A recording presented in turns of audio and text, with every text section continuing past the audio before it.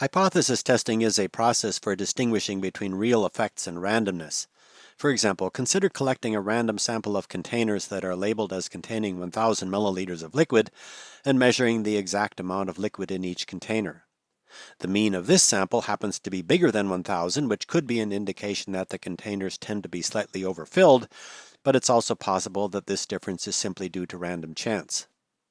Hypothesis testing is a strategy for getting a probabilistic answer to the question of whether some observed difference like this is big enough to conclude that the mean of the population is something other than 1,000. The hypothesis test is done by imagining samples drawn from a population for which the mean is 1,000 and working out the probability that the means of those samples will be as far or further from 1,000 than the mean of the one sample that was collected. This probability is called a p-value.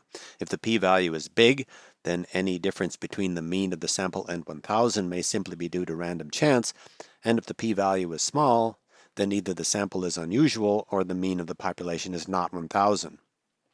The type of hypothesis test that applies in this example is called a t-test, which is based on the student t distribution. The p-value for a t-test can be computed using the t-test function. In general, a t-test is appropriate for deciding if the mean of a population is equal to some known value, such as 1,000, or for deciding if the mean of one population is the same as the mean of some other population. The p-value in this example is about 0.7%. To interpret that p-value, it is common to choose a small probability called the significance level alpha to use for deciding if the p-value is small enough to conclude that the mean of the population is not 1,000. A common value for alpha is 5%, but smaller or larger values are also common. If the p-value is less than alpha, then the probability of getting the observed sample mean by random chance is small, which suggests that the mean of the population is probably not 1,000. And if the p-value is greater than alpha, then there is a high probability of getting the observed sample mean, even if the mean of the population is 1,000. An assumption like the assumption that the mean of the population is 1,000 is called a null hypothesis.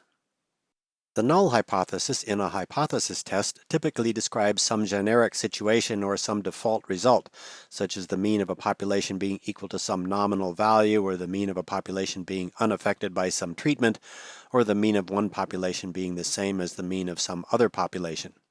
The null hypothesis is conventionally denoted by h sub 0. The complement of the null hypothesis, called the alternative hypothesis, is conventionally denoted by h sub a. Having identified the null hypothesis, the conclusion of a hypothesis test is commonly stated as either rejecting or failing to reject that null hypothesis. Although there are other correct ways of stating the conclusions, it is worth noting that a large p-value does not prove that the null hypothesis is correct. A large p-value only indicates that there is insufficient evidence to conclude otherwise. It would be incorrect, for example, to accept the null hypothesis, but it is accurate to fail to reject the null hypothesis. When reporting the conclusion of a hypothesis test, it is common to include the actual p-value with the report.